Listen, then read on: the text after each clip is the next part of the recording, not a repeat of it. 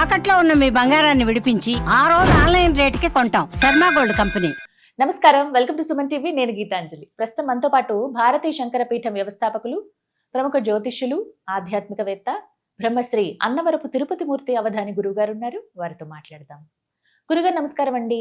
ఓం శ్రీ మహాగణాధిపతయే నమః. మరికొన్ని ధర్మ సందేహాలతో మేము ముందుకు.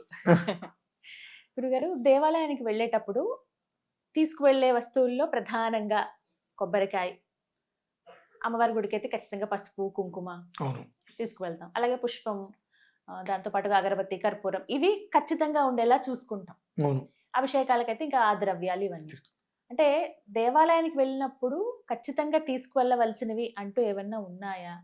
తీసుకువెళ్ళకూడనివి ఏమన్నా ఉన్నాయా? వీటి గురించి ముందుగా మాట్లాడదాం. అసలు ఏమేమి తీసుకువెళ్ళాలి? పత్రం, పుష్పం, ఫలం, ఉదకం. ఉదకం ఈ నాలుగిట్లో ఏదో ఒకటి కంపల్సరీ ఉండాల్సిందే. ఏదో ఒకటి అయినా. 4 తీసుకెళ్ళడానికి మనకు దొరకలేదు, కానీ ఈ 4ట్లో ఏదో ఒకటి మాత్రం ఖచ్చితంగా ఖాళీ చేతులతో వెళ్ళకూడదు దేవాలయానికి. ఒక పత్రం అంటే ఒక తులసి దళము, మారేడు దళము, ఏదైనా ఒక పత్రం, ఏదో ఒక పుష్పం, ఫలం, అరటి పండు తీసుకెళ్ళేవా, ద్రాక్ష పండు తీసుకెళ్ళేవా, కొబ్బరికాయ తీసుకెళ్ళేవా, ఏదో ఒక ఫలం. భగవంతుడికి నువ్వు సమర్పించేటువంటిది ఎలా ఉండాలి అంటే శబరిలాగా ఉండాలండి. అంటే నువ్వు తినిపెట్టమని కాదు, భక్తితోటి ఇవ్వు, ప్రేమగా ఇవ్వు. అందుకని నేను గుళ్ళోకి వెళ్తున్నా కాబట్టి ఇంత పూలదండ తీసుకెళ్ళాలి, వాళ్ళ పూలదండ రేపు నిర్మాలయం, అంతేగా, ఇంత పూలదండ తీసుకెళ్ళాలి, లేదంటే ఇన్ని పళ్ళు తీసుకెళ్ళాలి, ఇవన్నీ లేవు.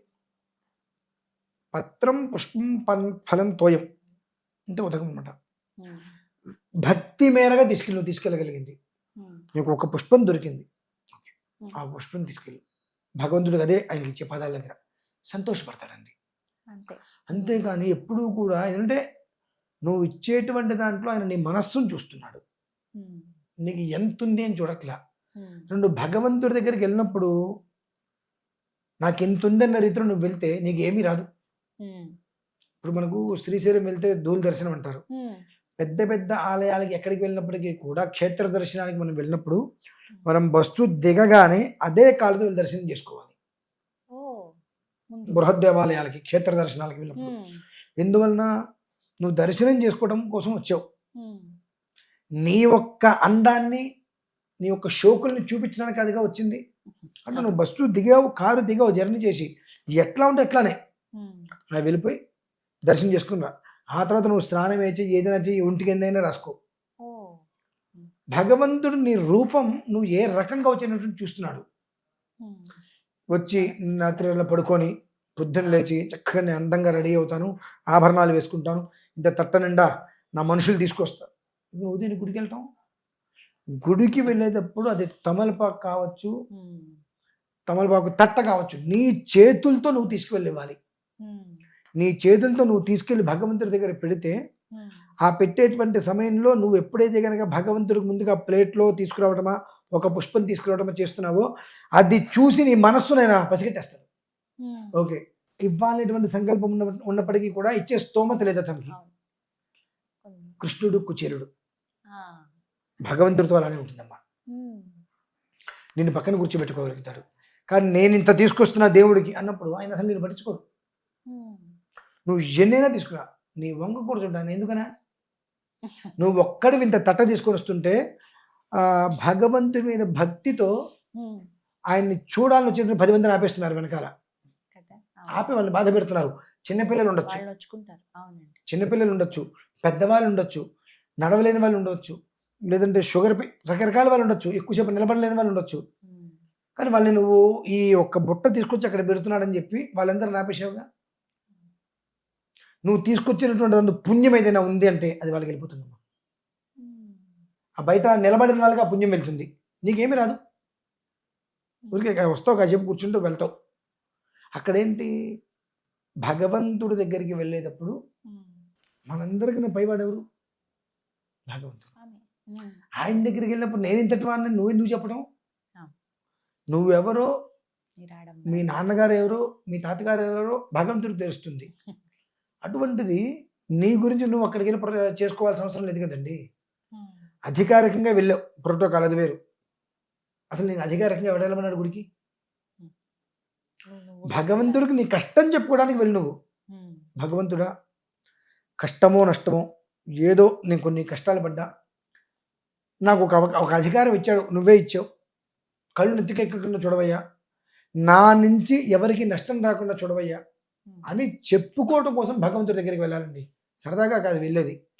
ఆ చెప్పుకోవటంతో మనకు చాతరైంది ఒకటి ఆయన పాదాల దగ్గర వదిలిపెట్టడం కోసమే వెళ్ళాలి. ఎప్పుడైతే మనం వెళ్తామని చెప్పి 10 మంది ఆపారో మనం వెళ్ళి ఉపయోగం లేదు. అంటే ఆయన దగ్గర కూడా ఏదో నన్ను చూడు, నా విధానాన్ని చూడు, నా అధికారం చూడు, నా అంగబలం చూడు, అంతా ఆయన ఇచ్చిందే కదండి. ఒక చిటికేస్తే అన్నీ నీకు వచ్చినాయి, మరో చిటికేస్తే మొత్తం అన్నీ ముడిచిపోతాయి. కాబట్టి భగవంతుడి దగ్గరికి వెళ్ళినప్పుడు నీకు అధికారం అన్ని పక్కన పడే, ఒక భక్తుడు మళ్ళీ వెళ్ళు. పత్రం పుష్పం ఫలం తోయం, ఏదో ఒకటి తీసుకో, అదట్లా భక్తిగా తీసుకో. నేను తీసుకుంటున్నా కాదు, ఇది తీసుకునేటువంటి భాగ్యం ఆయన కల్పించాడు కాబట్టి ఈ భాగ్యం నాకు ఎప్పటికి దూరం కాకూడదు. ఇంత తట్టు నిండా నువ్వు జీడిపప్పు వేసుకో, బాదం పప్పు వేసుకో, 10,000 పెట్టుకోను, ఇది కొని భగవంతుడికి అందించేటువంటి భాగ్యం నాకు ఆయన ఇచ్చాడు కనుక ఈ భాగ్యం నాకు దూరంగా ఉండకుండా ఉంటే చాలు అనే భక్తితో నువ్వు ఇస్తే అది నీకు ఉపయోగం. అంతేగాని నేను కాబట్టి ఇస్తున్నాను, నేను కాబట్టి చేశా, ఇవన్నీ ఆయన అసలు పట్టించుకోడండి. అలాగే గురుగారు, దేవాలయాలకు సంబంధించండి, దారిలో ఇలా వెళుతూ ఉంటాం, ఆఫీస్కి వెళ్ళడమో లేకపోతే ఏదైనా పని మీద వెళ్తున్నప్పుడు టక్కున దేవాలయం కనపడుతుంది. అబ్బా ఒకసారి గుడికి వెళ్ళి అమ్మవారికి లేకపోతే అయ్యవారికి దండం పెట్టుకుని వెళ్దామని వెళ్ళిపోతుంటారు కొంతమంది. కానీ కొంతమంది ఆగిపోతూ ఉంటారు బయట. ఏంటి ఇక్కడ నుంచున్నారంటే, ఇవాళ నేను మాంసాహారం భుజించానని, ఇవాళ నేను తలకు స్నానం చేయలేదని, లేకపోతే శుభ్రంగా లేను, వేరే పలానా ఒక హాస్పిటల్కి వెళ్ళొచ్చానని, పలానా చోటుకి వెళ్ళొచ్చాను, అందుకే దేవాలయం లోపలికి రాను అని అంటారు. ఇలా అసలు చెయ్యొచ్చా? మాంసాహారం తినని రోజు నీకు భగవంతుడు గుర్తురాలేదుగా, ఒకటి. 2, మనస్సు శుచిగా ఉన్నప్పుడు నిన్ను రావద్దు అని భగవంతుడు ఎందుకు చెప్పాడు? ఎప్పుడు ఏది చేయాలన్నా మనస్సు శుచిగా ఉండాలి. అదేంటంటే మరి పూజలు చేస్తున్నప్పుడు మాంసాహారం తినద్దంటారు కదండి. అది తమోగుణం రజోగుణాలని పెంచుతాయి కాబట్టి దృష్టి అక్కడ ఉండదు కాబట్టి తినద్దనంటాము. ఆల్రెడీ మీరు తినేశారు, మీరు ఎటో వెళ్తున్నారు, ఆలయం కనిపించింది, మనస్సు కోరింది వెళ్ళి నమస్కారం చేసుకోవాలని చెప్పి, ఆ మనస్సుకి మైలు ఎప్పుడు అంటది కదండి. మనస్సుకు మైలు ఎందుకు అంటుందండి అంటారు కదా. భోజనం చేస్తాం, చీకటి వరకు అనుకుంటాం, మరి నోట్లోంచి తింటాం, లోపలికి వెళ్తుంది కదా, మరి లోపలికి నీళ్ళు పోసుకొని కిందకైనా వదిలేస్తున్నావా? మనస్సుకి ఎప్పుడూ కూడా అశుచి అనేటువంటిది ఉండదు. మనస్సులో నీకు ఉండేటువంటి భావన ఏదైతే ఉంటుందో ఆ భావనే నీ ముఖంలో కనిపించేస్తుంది. అయ్యో వెళ్ళలేకపోతున్నాను అనేటువంటి ఒక మదన, ఆ భావన నీకు వస్తే నీకు ఫలితం వచ్చేస్తుందండి.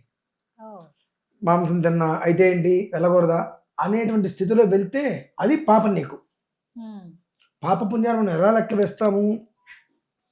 మనోవిచారం. రేవాళ్ళు అనుకోకుండా నేను మాంసాహారం తిన్నాను, వెళ్ళాలనిపిస్తుంది, వెళ్ళలేకపోయాని, భగవంతుడా తప్పులుంటే క్షమించు, నాకు చూడాలనిపిస్తుంది అనే మనసు ఉందనుకోండి, ఖచ్చితంగా నీకు అనుగ్రహిస్తాడు ఆయన. నేను తిన్న మాంసం అయితే ఎంత వెళ్ళకూడదా, మీ దేవుడు అన్న అంటాడా అని వెళ్ళేటువంటి మూర్ఖులు కూడా ఉన్నారు. అట్లా వెళ్ళినప్పుడు వాళ్ళకి అదే జరుగుతుంది. కొంతమంది తలస్నానం చేయలేదండి అంటారు, మంచిది. స్త్రీకి బుధవారం ఒక్కడే తలస్నానం చెప్పిందండి, ఇంకెప్పుడు తలస్నానం చేయమని చెప్పరా.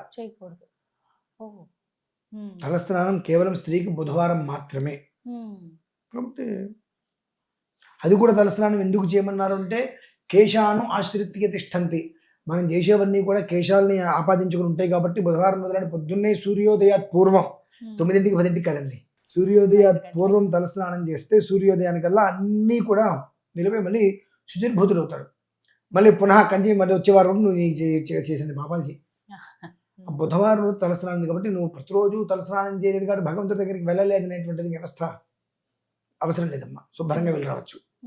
అయితే ఈ మధ్యకాలంలో కొంతమంది ఋతుక్రమం వచ్చినప్పుడు కూడా గుళ్ళోకి వెళ్ళిపోతున్నారు. కొంతమంది వాళ్ళకైతే నేను చెప్తున్నాను అంటే తప్పు వాళ్ళది కూడా కాదు. కొంతమంది గురుస్థానంలో ఉన్నామని చెప్పిన వాళ్ళు బయట ఉంటే ఏంటండి, భగవంతుడు గీతలో చెప్పాడు కదా, మీరు ఆయన చేసుకోండి వెళ్ళండి ఏం పర్లేదు అంటున్నారు. అటువంటి వాళ్ళు ఏదైనా ఈ రకంగా ఆడవాళ్ళకి ఇబ్బంది వచ్చినటువంటి రోజుల్లో గుడికి వెళ్ళొచ్చు, పూజలు చేయొచ్చు అని కనుక చెప్పినట్లయితే కనుక వాళ్ళని ఇక ఏ పరిస్థితుల్లో కూడా వాళ్ళతో మీరు ఇంటరాక్షన్గా ఉంది. రెజెక్ట్ పీస్ అది. అంతే. అంటే ఏంటంటే అంటే ఆయన ఏం చెప్పాడు, మానసిక ధ్యానం అన్నాడు. అవును, ఫస్ట్ మనసులో ధ్యానం చేసుకోమన్నాడు, కానీ అర్చన చెయ్యి, అర్చన గురు, ఆరాధన గురు, ప్రసాదం గురు, నివేదన గురు, హారతి గురు అనలేదు కదండి. మనస్సులో ఆ 3-4 రోజుల పాటు ఉన్నటువంటి కొంతమంది సామాన్యంగా ఉన్న కొంతమందికి మరో జన్మ లాంటిది అది. అంత నరకం అనుభవిస్తారు. ప్రతి క్షణం వాళ్ళకి బ్లీడింగ్ అయిపోయి ఎంత నరకం అంటే కొంతమంది తింటారు కూడా చేయలేరు, తినలేరు. కొంతమంది కేవలం స్వీట్లు మాత్రమే తింటూ ఉంటారు. కొంతమంది అసలు తినరు, ఊరికి వాళ్ళకి చికాకు వచ్చేస్తూ ఉంటుంది. కనుక ఆ సమయంలో మెంటల్గా మీకు పీస్ కావాలి, పీస్ ఆఫ్ మైండ్ కావాలి మెంటల్గా. కనుక ఓ పక్కన కూర్చొని భగవద్ ధ్యానం చేసుకోండి మనస్సులో, బయటికి కాదు. అంతే తప్పితే ఆ సమయంలో నేను గుళ్ళోకి వెళ్తాను అది కరెక్ట్ కాదండి, తప్పది. అది తెలుసుకోవాలి. ఇలా చాలా సందేహాలండి. ఒకటి ఎన్నో సందేహాలు వస్తూ ఉంటాయి కామెంట్స్ లో, అవన్నీ కూడా ఎప్పటికప్పుడు మేము ముందు ఇస్తాను. ధన్యవాదాలు గురుగారు. పరమేశ్వర.